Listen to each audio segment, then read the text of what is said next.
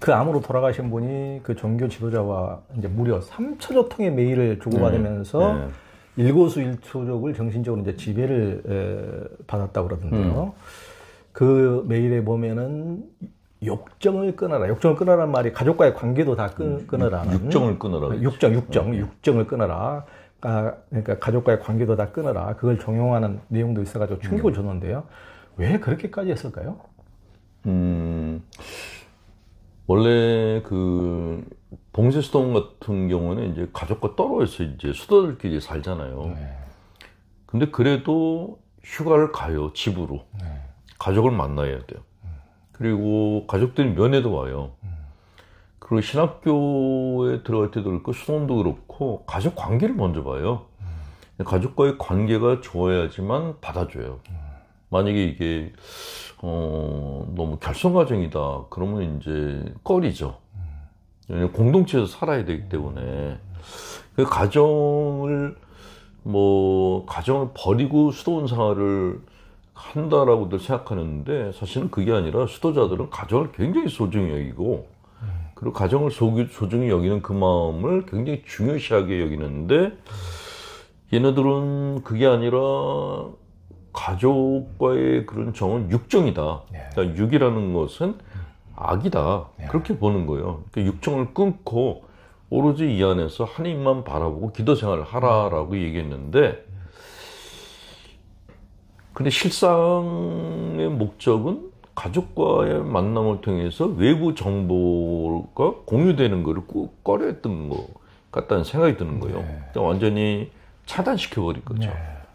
그럼 명목상으로는 봉쇄 생활인데 실제로는 봉쇄 수도원과는 전혀 다른 차단된 삶을 갖다 살게 만드는 거예요. 차단이 되면 당연히 모든 것을 다 관장하는 거는 교주밖에 없는 게 되는 거죠.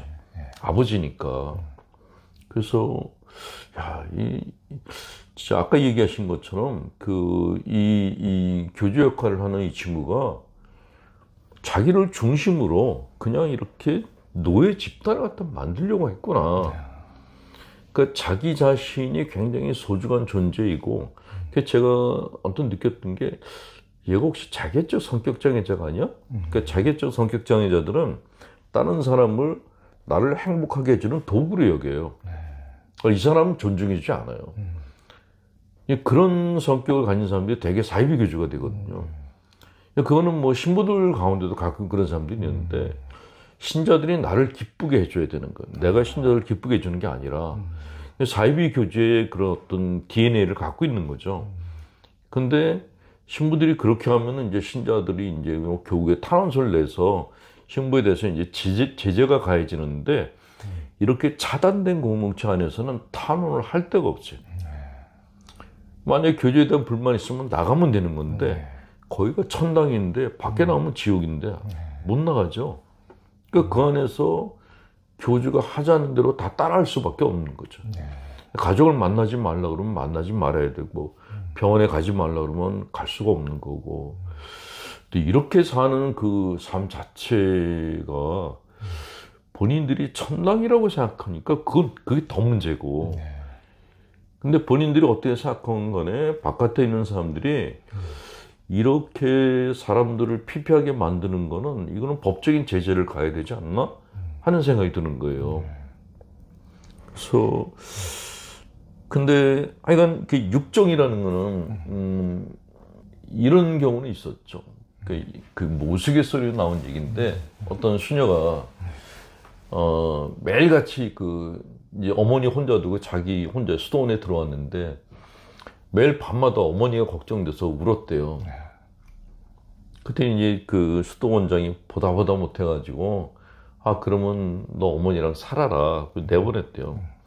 나가 이제 한 달 만에 다시 찾아왔대요. 어머니하고 도저히 못 살겠다.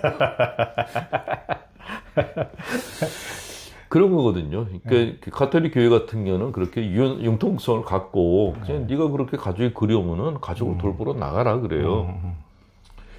그 대신 이제 다시 받아주진 않죠. 그렇게 심약한 마음으로 어떻게 이 생활을 하냐 그러는데 여기는 아예 원초적인 싹부터 다 잘라버린 거예요. 딱 그래서 이건 너무 잔인한 시스템이다 그런 생각이 드는 거죠. 예. 사이비 종교들의 대부분 공통점이 그렇습니다. 그러니까 가족들하고 연락을 못하게 하고 이렇게 차단시키고 오직 그 안에 공동체원들끼리만 교류하도록 하고 그런 것들이 그것도 이제 분명히 나쁜 의도를 가지고 있는 거죠. 예를 들면은 오직 그 안에서만 교주에게만 충성하고 순종해야 되는데 밖에 나가 보면은 이 안이 전부 다 세상인 줄 알았는데 밖에 다른 세상이 또 있는 거거든요. 그러니까 다른 세상이 있다는 것도 인정하지 않고 자기가 의존할 수 있는 다른 게 없어야 오직 모든 안테나를 주파수를 여기에만 맞춰서 온전히 이 교주의 로봇가 될 수가 있는 거니까 그 나쁜 의도로 다른 데를 전부 다 연락망을 다 차단하는 거죠. 근데 이 친구들이 운영하는 이 시스템하고 일반 사이비 시스템하고 다른 게 있어요.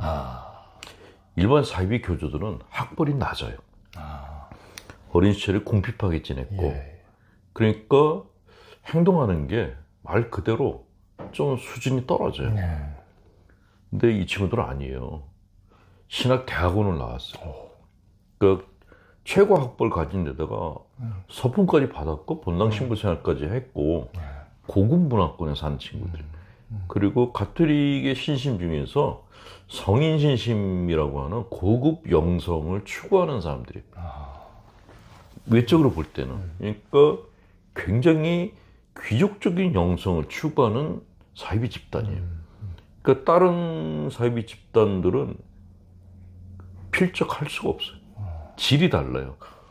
그래서 지적으로 수준 높은 사람들이 이 집단을 갖다가 들어가는 것 같다. 만약에 그냥 이렇게 학벌도 낮고 별 벌려는 그런 교주들이라면은 안 가죠. 안 가는데 여기는 그거하고 달라요. 그래서 더 진짜 영악하다 그런 생각이 들어요.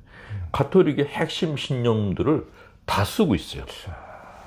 그래서 더 정교하고 다른 데가 갖고 있는 교리들은 좀 이렇게 허접한데 이 친구들이 얘기하는 거는 이게 가톨릭 교리보다 조금 더 엄격한 얘기를 하고 있으니까 일반 신자들 입장에서는 자기들이 보는 본당 신부들보다 이 친구들이 훨씬 사지답다라고 볼 수밖에 없겠어요.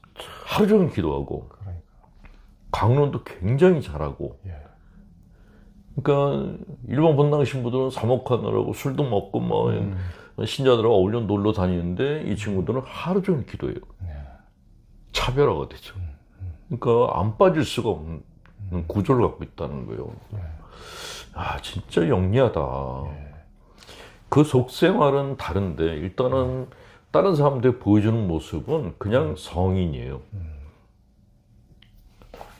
그러니까 그런 어떤 근본주의자들이 보통 자기의 가면을 쓰는 것이 굉장히 가장 근본주의적인 선명한 순수함의 가면을 쓰고 활동하는 경우가 많습니다. 예를 들면은 불교에서 보면은 부처님을 이제 부다를 살해하려고 했던 사촌 동생이 죄받았다가 있는데 그 사람이 굉장히 수행으로서 그때 당시에 부처님 다음에 세컨으로 꼽힐 만큼 철저하게 수행을 하면서 부처님한테 그러는 거예요. 아니 왜 고기를 먹고 고기를 먹게 하냐, 말도 안 된다. 그리고 왜 집 안에 들어가서 자냐, 숲속에서만 자냐, 수도자는 그런 식으로 너무나 선명한 것을 요구하고 이제 부처님께서 수행자란 그런 것이 아니다.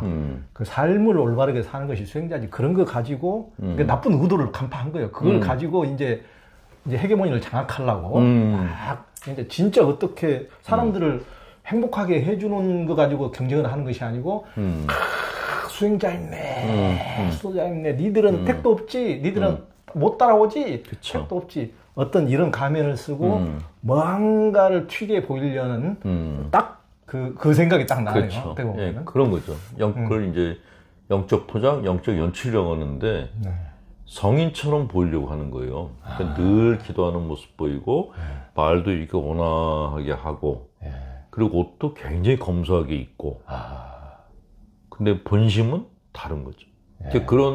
근데 그런 포장의 신자들이 잘 넘어가요. 그러니까 뭐 법난 신부가 좀 이렇게 건강하게 살면 기도 안 한다 그러는데 얼굴도 막 파리하고 그 늘 기도하는 모습으로 약간 흐느적거리면서 다니면은 저 사람은 성인이다라고 가톨릭 교회 내에서 갖고 있는 일종의 편견이거든요. 근데 그런 순수성으로 얼굴을 갖다 포장을 하고 신도들을 갖다가 이제 유혹을 하는 거죠. 굉장히 이렇게 뭐랄까 수준 높은 예, 허접하지 않아요. 그러니까 뭐 어떤 뭐 사이비 교주들 같은 경우에 아예 뭐 이렇게 그 대놓고서 이렇게 욕심을 부리는 사람들이 있는데 얘네들은 그거 안 해요. 그러니까 일반인들이 뭐에 취약한지 사람들이 일반 신도들을 이미 너무 순종적이고 순수하게 이미 교육을 시켜놨기 때문에 그런 어떤 신화적이고 뭔가 뭐 창빈한 것처럼 보이고 그러면은 너무 쉽게 또 순종화돼 버리니까 불교에서도 어떤 분이 평생 뭐 누더기를 입고 그 거린처럼 평생 그렇게 하신 가장 유명하신 분이 계셨는데 내적으로 삶은 굉장히 귀족처럼 사셨지만은 전혀 이제 밖으로 보여진 것은 평생 누더기를 입고 이것을 대외적으로 이렇게 사셨던 분인데 참 그런 것에 일반 대중들은 너무 쉽게 그쵸. 넘어가죠. 현혹되죠.